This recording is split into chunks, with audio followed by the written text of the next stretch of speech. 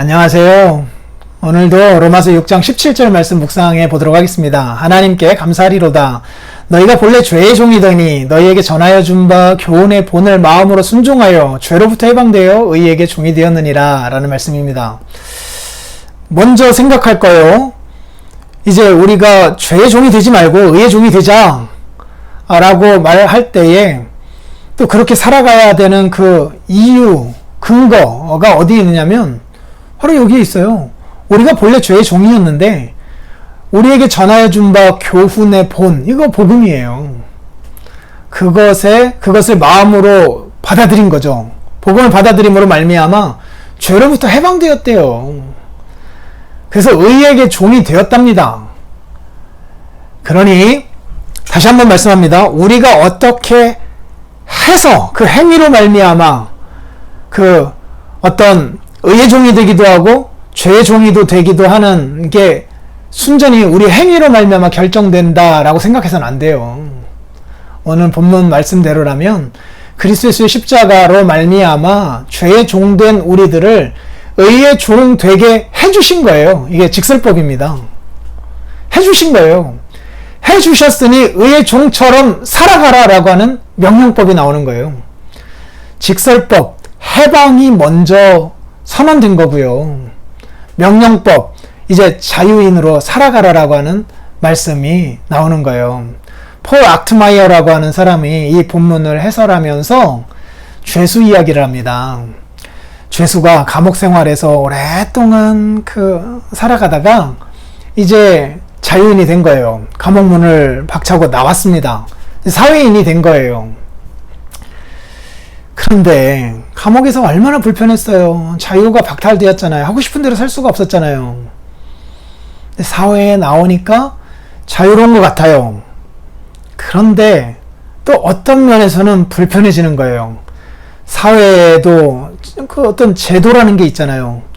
해야 될 것과 하지 말아야 될 것들이 있잖아요. 그리고 매일 똑같이 생활했던 감옥에서의 생활과 달리 이 자유를 딱 얻고 나니까 뭘 해야 될지를 잘 모르겠는 거예요. 그러면서 자신의 경험 가운데 있었던 물고기 어항 비유도 이야기를 하더라고요. 조그만한 어항에 물고기들을 두고 이제 키웠었는데 제가 좀 많아지고 해가지고 큰 어항에다가 옮겼대요. 그랬더니 이전 조그만한 어항에서 움직였던 그 바운더리만큼만 계속 물고기들이 움직이고 있더래요. 더 넘어가지 못하고. 이게 습성이라고 하는 거잖아요. 습성. 해방이 되었음에도 불구하고 그 해방을 제대로 누리지 못하는 우리의 습성 말이에요.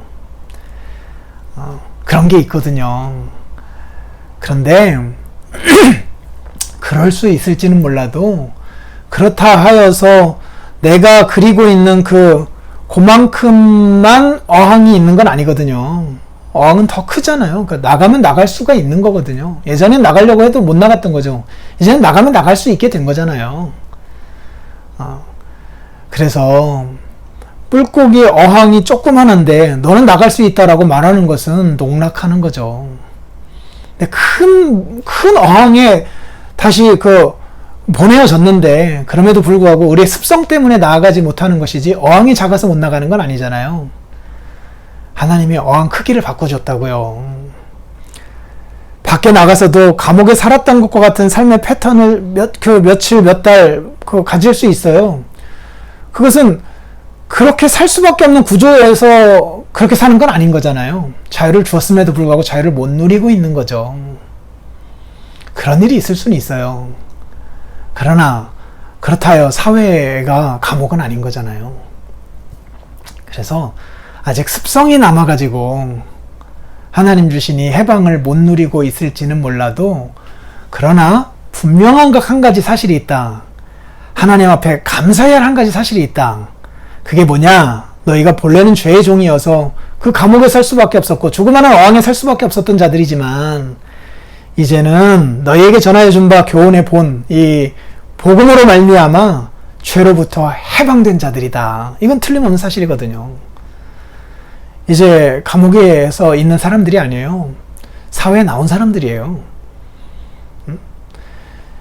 누군가 일제 치하에서 그 지배를 받고 살아가는 사람들이 아니에요. 자유인이에요. 해방민족이에요. 습성은 좀 남아있을지 몰라도 사실이 변하는 건 아니거든요.